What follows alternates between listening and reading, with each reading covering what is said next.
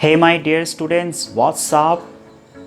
I hope you are so fine and you are so nice and you are so fantastic and you are learning every day something different else. And definitely आप में भी बहुत से changes आए होंगे। आप भी पहले से आप ज़्यादा माइंडेड हो चुके होंगे, आपके गोल क्रिएट हो चुका होगा क्योंकि आप 11th क्लास में हो। सो फ्रॉम 11th हमारा लाइफ का एक न्यू लाइफ स्टार्ट होता है, न्यू डेस्टिनेशन क्रिएट होता है। I hope you are not going to waste your time, right. आपको पता है 3 चीज़ ऐसे होते हैं दुनिया में जो कभी भी हमारा साथ नहीं छोड़ता है। आप छोड़ देंगे पर वो आपका साथ नहीं छोड़ेगा। या फिर ऐसे भी कह सकते हो 3 चीज़ ऐसे होते हैं जो देखते से ही, जो सुनते से ही हमको पुरानी चीज़ें याद हो जाता है। आपको पता है वो 3 चीज़ क्या है? पहला है सॉन्ग। सॉन्ग हमारे पास्ट मेमोरी को प्रेजेंट में कन्वर्ट कर देता है। दूसरा है प्लेस, यानी कुछ प्लेस ऐसे होते हैं जहाँ पर हम जाते हैं पहले और फिर एक दिन कुछ दिन बाद जब हम किसी दूसरे के साथ जाते हैं तो उस प्लेस को भी देखते से ही हमको पुरानी बातें याद आ जाता है। और तीसरा फोटोग्राफ।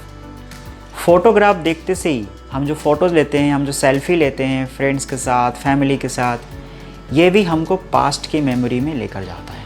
यानी अगर आप कभी सैड हो रहे हो या कभी हैप्पी हो रहे हो तो ये 3 चीज़ अगर आपके पास होगा ना तो आप सैड होंगे, या फिर ये 3 चीज़ अगर आपके पास होगा ना तो आप हैप्पी हो जाएंगे। और वो 3 चीज़ क्या है? Number 1 song, number 2 place and number 3 photograph.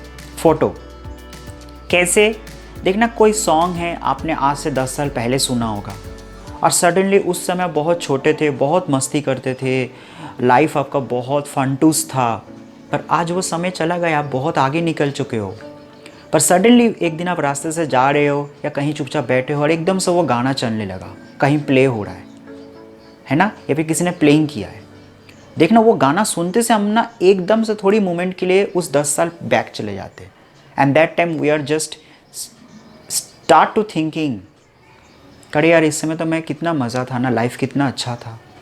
अब वो सैड भी हो सकता है, हैप्पी भी हो सकता है। अगर हैप्पी होंगे तो आपके थोड़ी समय के लिए माइंड बहुत एकदम फंटूस हो जाएंगे, और अगर आप सैड रिलेटेड वो सॉन्ग हैं तब थोड़ी समय के लिए बहुत इमोशनल हो जाएंगे, हार्ट टचिंग हो जाएंगे, सैड हो जाएंगे, है ना।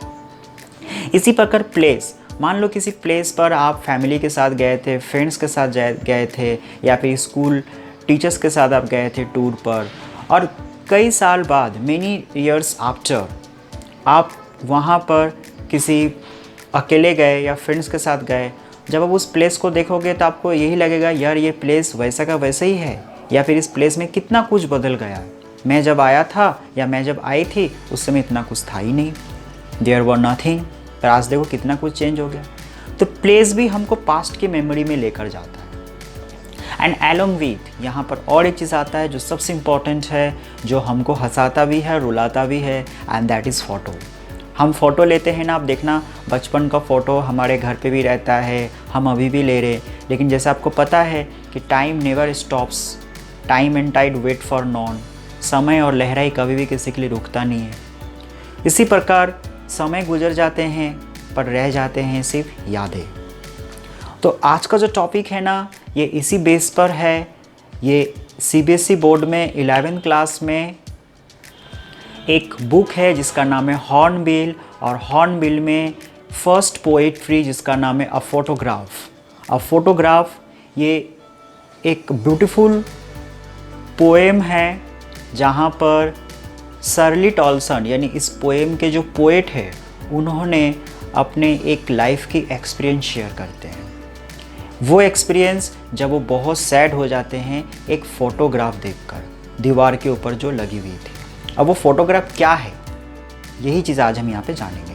तो सबसे पहले तो आपको मैं बता दूँ, शर्ली टॉल्सन एक बहुत टैलेंटेड लेडी थी। वो अपने मम्मा से बहुत प्यार करते थे। उनका लाइफ का एक ही गोल था कि मुझे लाइफ में कुछ करना है, मुझे कुछ ऐसा करना है जिससे दुनिया मुझको जाने। ठीक है, शर्ली टॉल्सन जो पोएम लिखा है उस पोएम का नाम है अ फोटोग्राफ। इस फोटोग्राफ में टोटल 3 कैरेक्टर है, आप बोलो तो 4 कैरेक्टर है, 5 कैरेक्टर भी है, ऐसे बोल सकते हो। 5 कैरेक्टर कैसे कि इस फोटोग्राफ में एक तो शार्ली टॉल्सन है ना, एक उनके अंकल है, और एक शार्ली टॉल्सन के ममा हैं, और उनके 2 कज़िन हैं, एक डॉली एंड बेटी, यानी शार्ली टॉल्सन के ममा के कज़िन डॉली एंड बेटी। टोटल इस पोएम में 5 कैरेक्टर है, लेकिन अगर नेचुरल देखा जाए तो 3 कैरेक्टर है, उनके मामा, डॉली और बेटी। पर अगर आप पूरे होल काउंट करो तो इसके साथ शार्ली टॉल्सन भी है और उनके अंकल भी है। तो ये कहानी स्टार्ट होता है तब जब शार्ली टॉल्सन एक दिन उनके घर पर एक फ़ोटोग्राफ देखते हैं, और उस फोटोग्राफ में 3 बच्चे का फ़ोटो था, मतलब 3 छोटी बच्चे की फ़ोटो थी। एक बीच में एक लड़की थी, एक साइड में और एक राइट एंड लेफ्ट, टोटल 3 लड़की थी। लेकिन वो जो बीच में जो छोटी सी बच्ची थी वो कोई और नहीं, शार्ली टॉल्सन के मामा थी। लेकिन ये फ़ोटो तब का है जब शार्ली टॉल्सन के मामा 11 साल की थी। मतलब क्या है, उस समय शार्ली टॉल्सन के जन्म भी नहीं हुआ था, बॉर्न भी नहीं, इस दुनिया में आए भी नहीं थे, भगवान के पास थे। तो वो फोटोग्राफ में शार्ली टॉल्सन के मामा बहुत ब्यूटीफुल दिख रही थी, और वो 2 अपने कज़िन के हैंड पकड़े हुए थे। एक का नाम था डॉली और एक का नाम था बेटी, और वो फ़ोटो था समुंदर के किनारे। मतलब जब 30 साल पहले, ये कहानी 30 साल पहले की है, तो आप समझ जाओ शार्ली टॉल्सन को उस समय 30-35 के आसपास होंगे।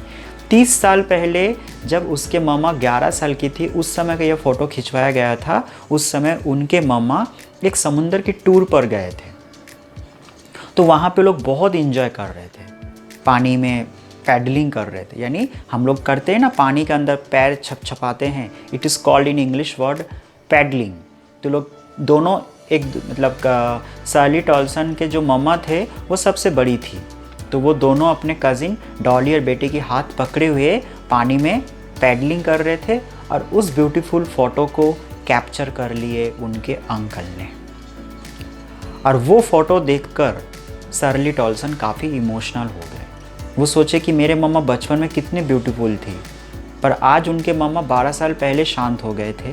तो उन फ़ोटो को देखकर शार्ली टॉल्सन सोच रहे थे, काश मेरे मम्मा मेरे पास होते तो मैं मेरे मम्मा से हर बार शेयर करती।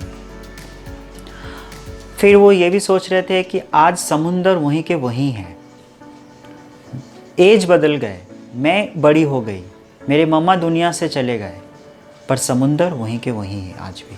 यानी इस दुनिया में कुछ चीज़ ऐसे होते हैं जो कभी बदलता नहीं है, वो वहीं के वहीं रहता है। बदल जाते हैं तो बस समय, बदल जाते हैं तो बस इंसान, कुछ चीज़ वहीं के वहीं रहता है। इसलिए कहा जाता है कि every moment is very much important moment. Her moment हमको ऐसे स्पेंड करना चाहिए कि जैसे यही आज हमारा लास्ट दिन है, क्योंकि किसी को नहीं पता कि कल क्या होगा। हम अक्सर कल के बारे में सोचते हैं, लेकिन हमको आज के बारे में सोचना चाहिए। शार्ली टॉल्सन उस फोटो को देखकर इतना इमोशनल हो गए थे जैसे थोड़ी समय के लिए वो भी शायद चले जाने वाले हैं। ऐसे सोचते सोचते वो जो माहौल था जहाँ पे शार्ली टॉल्सन थी, वो माहौल बहुत शांत हो जाता है, बहुत खामोश हो जाती है, फिर वो वहाँ से चली जाती है। तो इस पोएम में यही है कि जिसमें शार्ली टॉल्सन एक फ़ोटो को देखकर काफ़ी इमोशनल हो जाते हैं, और वो फ़ोटो उनके मामा के हैं। उस फ़ोटो में उनके मामा थी और उनके 2 कज़िन थी। ये तब की फ़ोटो है जब उनके मामा टूर पर गए थे, समुंदर टूर पे, उसमें उसके मामा की एज 11 साल की थी। ये फ़ोटो उनके अंकल ने लिए थे समुंदर में, जब वो लोग पानी में बहुत खेल रहे थे, और आज उस समय का 30 साल हो चुका है। उनके मामा 12 साल पहले शार्ली टॉल्सन को छोड़कर दुनिया से चले गए थे। बट शार्ली टॉल्सन आज उस फ़ोटो को देखकर काफ़ी सैड हो गए। वो यही सोच रहे थे कि विश माई मामा मेरे पास होते तो कितना अच्छा होता। पर आपको पता है कि हर चीज़, अच्छे चीज़ हमेशा हमारे साथ नहीं होता है। जो गुड थिंग्स होते हैं, जो हमारे बहुत क्लोज़ होते हैं, वो कभी ना कभी हमको छोड़कर दुनिया से चली जाएंगे। यही नेचुरल फैक्टर है। इसलिए जो चीज़ हमारे पास है ना, उसको बहुत इम्पोर्टेंस देना चाहिए, उसके साथ एंजॉय करना चाहिए। क्यों? क्योंकि वो चीज़ हमेशा नहीं रहेंगी, इसलिए बाद में पछतावा करो, उससे बेटर है कि अभी उस चीज़ को एंजॉय करो। ठीक है, इस पोएम, ये समरी है मोरल यही है कि लाइफ में कोई भी चीज़ स्थायी नहीं है ना, हमेशा चलते जाएंगे। कुछ चीज़ ऐसे होते हैं जो स्थायी है, तो जो स्थायी है वो तो रहेगा ही, लेकिन जो चलते जाएंगे उसके साथ आप भी चलो, तो वही लाइफ का सबसे बेटर मोरल है ना। जो चीज़ आज आपके पास है उसको इम्पोर्टेंस दो, क्या पता कल हो ना हो। इसके बाद आपको कुछ क्वेश्चन आंसर्स मिल जाएंगे। मैंने आपको पोएट के बारे में भी बता दिया, मीनिंग्स भी आपको मिल जाएंगे, है ना। सेंट्रल आइडिया भी बता दिया कि साली टॉर्सन के मामा के बारे में है, ये एक फ़ोटोग्राफ के बारे में है, समरी भी मैंने बता दिया। और क्वेश्चन आंसर्स तो रहते ही है नेचुरल, बट आपको सबसे इम्पोर्टेंस अपने समरी को देना है, क्योंकि समरी अगर आप समझ गए तो क्वेश्चन आंसर कहीं से भी उठा के दिया जाए आप डेफिनेटली उसका आंसर आप दे सकते हैं। तो क्वेश्चन आंसर को रटना नहीं है, उसको अंडरस्टैंडिंग करना है और समरी को समझना है और मोरल को अपने लाइफ में यूज़ करना। So this poem is ended with this subtitling, with this moral that we should give importance always those things which are right now with us, because some things always changeable. So I hope you have understood what I have told, what I have expressed through this poem. आप इसको और पढ़ना और समझने की कोशिश करना, और नेक्स्ट टाइम फिर एक न्यू वीडियो लेकर आऊँगा। एंड तब तक के लिए सिया सिया माय डियर।